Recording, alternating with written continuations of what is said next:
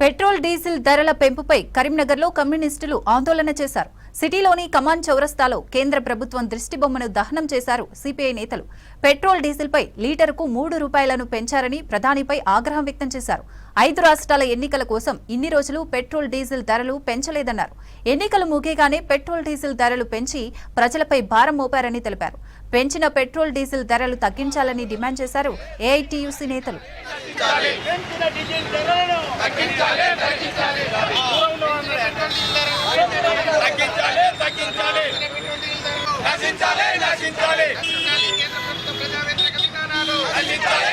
ఐదు రాష్ట్రాల ఎన్నికలు అయిన తర్వాత ఎన్నికల ముందు ఈ ప్రపంచవ్యాప్తంగా జరిగినటువంటి సంక్షోభ ఫలితంగా ఇరాక్తో అమెరికా యుద్ధం జరగడం వల్ల క్రూడ్ ఆయిల్ ధర విపరీతంగా పెరిగి దొంగ ఒప్పందం చేసుకొని సామ్రాజ్యవాదానికి అనుకూలంగా చేసినటువంటి నరేంద్ర మోడీ అప్పుడు ఎన్నికల ముందు రేట్లు పెంచాల్సిన అవసరం వస్తే ఎన్నికల్లో ఓడిపోతానని 5 రాష్ట్రాలలో ఎన్నికలు అయిపోయిన తర్వాత ఈరోజు 3 రూపాయలు పెట్రోల్ డీజిల్ ధరలు పెంచడం అనేది జరిగింది.